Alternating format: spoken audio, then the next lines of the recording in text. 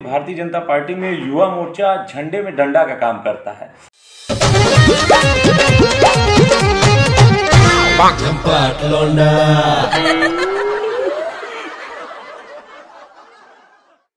तो नमस्कार, मेरा नाम है सचिन सिंह राजपूत और आज हमारे साथ मौजूद हैं सुधाकर पांडे जी, जो कि प्रयागराज के भाजपा युवा मोर्चा के यमुना पार के जिला अध्यक्ष हैं। सर, सबसे पहले तो आपका स्वागत है हमारे चैनल पे। धन्यवाद। आपने अपनी पढ़ाई लिखाई, शिक्षा दीक्षा कहाँ से शुरू की? जी, हमारा प्रॉपर घर पड़ता है 12 विधानसभा में, जारी बाजार पहाड़ी गाँव पड़ता है। तो हमारी शिक्षा दीक्षा जारी बाजार में शिशु मंदिर थी और वहीं से हमने हाई स्कूल इंटर किया।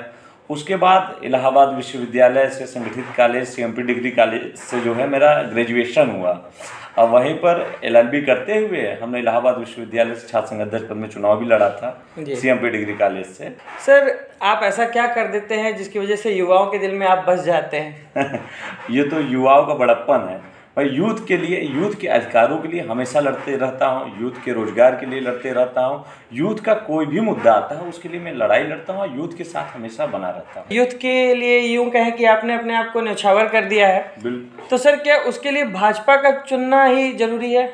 बिल्कुल जरूरी है, क्योंकि राष्ट्र निर्माण के लिए, मतलब यूथ के लिए जो है हमारी राष्ट्रवादी पार्टी भारतीय जनता पार्टी ही सोचती है। यूथ के लिए कैसे इनके स्किल को डेवलप किया जाए, कैसे इनको रोजगार दिया जाए, हर प्रकार से यूथ के लिए भारतीय जनता पार्टी सोचती है। इसलिए मैं भारतीय जनता पार्टी को। फिलहाल कुछ यूथ जो कि अभी आंदोलन भी कर रहे थे, जिनका कहना यह है कि भाजपा जो है वो नौकरी नहीं दे रही है। सर, उस बारे में आप क्या कहना चाहेंगे? देखिए, भारतीय जनता पार्टी यूथ के लिए काफ़ी नौकरियां ला रहे हैं, उनकी स्किल को डेवलप कर रहे हैं कि वो व्यवसाय क्षेत्र में भी बढ़े, क्योंकि नौकरियां सीमित होती है, सबको नौकरी तो दिया नहीं जा सकता है। तो उनकी स्किल को डेवलप कर रहे हैं कि वो कुछ लोग व्यापार करें, कुछ लोग नौकरी करें। लेकिन कहीं न कहीं हमारी विरोधी पार्टियां हैं जो यूथ को दिग्भ्रमित करके उनसे आंदोलन कराती है।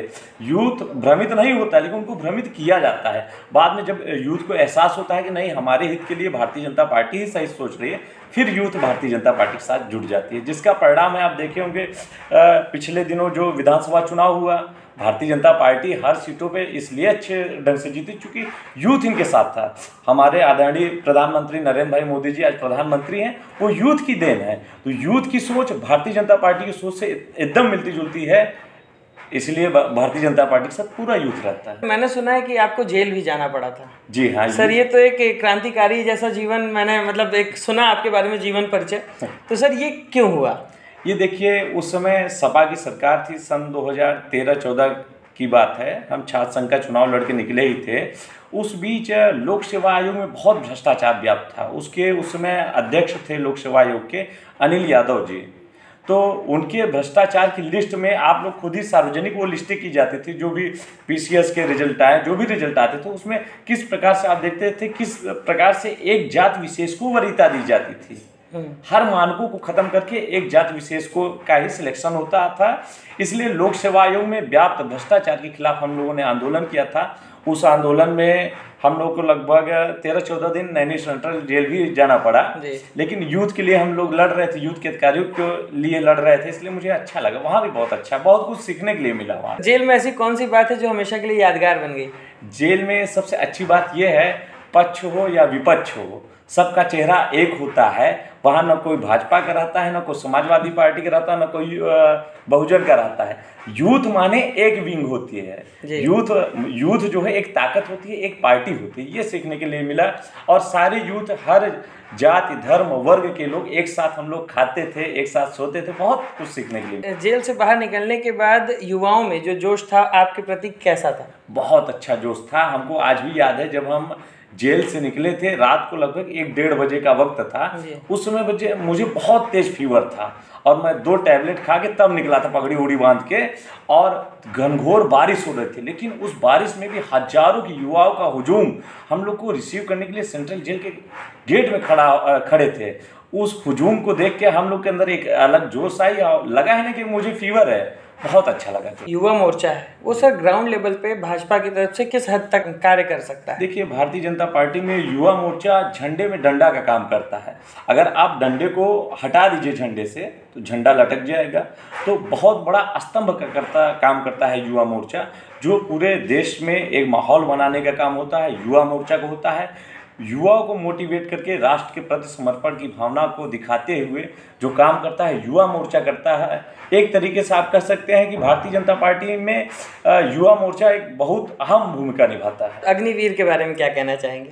अग्निवीर बहुत अच्छा है। अग्निवीर में देखिए अन्य देशों में आप देखेंगे कि लगभग हर घर से एक एक यूथ जो है आर्मी ज्वाइन करता है, राष्ट्र के लिए ट्रेनिंग लेता है। लेकिन हमारे यहाँ हिंदुस्तान में अपने देश में जो है अग्निवीर के माध्यम से युवाओं को रोजगार भी दिया जा रहा है। 3-4 साल का रोजगार, ग्रेजुएशन की डिग्री, कई अन्य क्षेत्रों में आरक्षण दिया जा रहा है। आर्मी में जैसे 25% आरक्षण, पुलिस सेवाओं, कई सेवाओं में 10% आरक्षण, और कहीं न कहीं स्किल को डेवलप किया जा रहा है। स्वास्थ्य के विषय में भी जागरूक किया जा रहा है। वो दिन दूर नहीं जब इन फ्यूचर मान लीजिए कहीं विश्व युद्ध छिड़ा तो उस विश्व युद्ध में हमारी एक खुद की सेना होनी चाहिए जो पीछे से बैकअप दे सके, और वो सेना जब तक हर घर से एक युवा नहीं निकलेगा तब तक नहीं तैयार हो सकती। क्या बात है।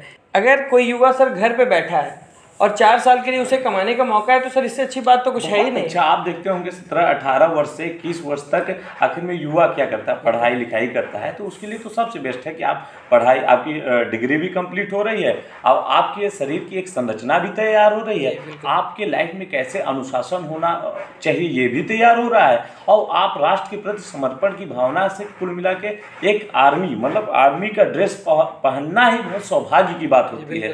हम लोग तो चूक गए, एक उम्र से अधिक हो गए, नहीं तो इस सौभाग्य को हम लोग खुद ही पाना चाहते थे। बिल्कुल, ये तो गर्व की बात है कि हमको इस कम उम्र में देश की सेवा करने का अवसर प्राप्त हो रहा है। भाजपा के माध्यम से आगे की आपकी रणनीति क्या होगी? भाजपा के माध्यम से हम तो हमेशा यूथ के साथ रहे हैं, तो हम हमेशा चाहेंगे कि भाजपा के माध्यम से यूथ का स्किल डेवलपमेंट हो, उनको रोजगार के क्षेत्रों में बढ़ावा दिया जाए, उनको जो भी नौकरियां लगे युवाओं को विशेष वरीयता देते हुए ज़्यादा से ज़्यादा मौका दिए जाए। हम हर तरीके से जो है यूथ के लिए ही चाहेंगे। राजनीति के क्षेत्र में कुछ बदलाव की अगर ज़रूरत है तो वो कौन सी? राजनीति के क्षेत्र में बदलाव की ज़रूरत है कहीं ना कहीं तो 50% कम से कम यूथ को आरक्षण देने की ज़रूरत है राजनीतिक क्षेत्र में। कहीं ना कहीं इसकी शुरुआत हमारे देश के प्रधानमंत्री आदरणीय नरेंद्र भाई मोदी जी ने कर भी दिया है। एक एज का क्राइटेरिया रखा है उन्होंने, लेकिन इन फ्यूचर हमको लगता है एक और बदलाव की ज़रूरत है कि जो भी जितने भी चुनाव हो रहे हैं, चाहे विधानसभा के हों, लोकसभा के हों, राज्यसभा के हों, सब में कहीं ना कहीं 50% यूथ को मौका दिया जाना चाहिए। एक बात तो समझ में आ गई आपकी बात से कि सर आपकी हर बातों में यूथ का नाम जरूर आता है, इसका मतलब आप यूथ के लिए ही जीते हैं। बिल्कुल, यूथ के लिए जिएंगे, यूथ के लिए मरेंगे, क्योंकि यूथ ही हमारे देश की ताकत है जी। सबसे युवा देश है हमारा हिंदुस्तान जी। जो यूथ आपको देख रही है उन्हें आप क्या मैसेज देना चाहेंगे? हम यही मैसेज देना चाहेंगे कि हमेशा राष्ट्र के प्रति आप लोग समर्पित रहिए, समर्पण रखिए राष्ट्र पर, लेकिन राष्ट्र विरोधी ताकतों का कभी साथ मत दीजिएगा।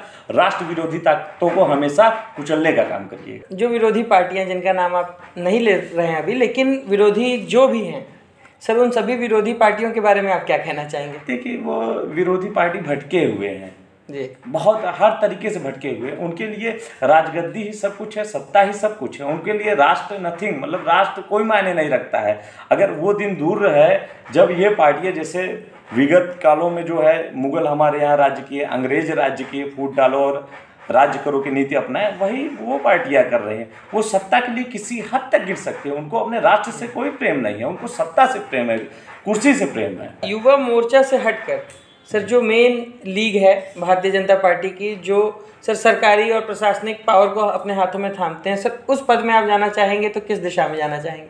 देखिए, उस पद में जाना भी चाहे, उस पद में अभी अगर हम गए तो यूथ के लिए ही लड़ेंगे। अरे वाह, वहाँ भी यूथ की क्या बात, लड़ाई लड़ते रहेंगे। तो आप देख रहे हैं कि सुधाकर जी यूथ के लिए ही जीते हैं, यूथ के लिए ही लड़ते हैं। आप सभी लोगों से निवेदन है, आपके चैनल को ज़्यादा से ज़्यादा दूर तक पहुँचाएं और ज़्यादा से ज़्यादा सब्सक्राइब करें, लाइक करें, इनके चैनल को और बढ़ाएं। Thank you so much. जल्दी हम मिलेंगे किसी अगली शख्सियत के साथ, तब तक बने रहिए हमारे साथ। नमस्कार, जय हिंद।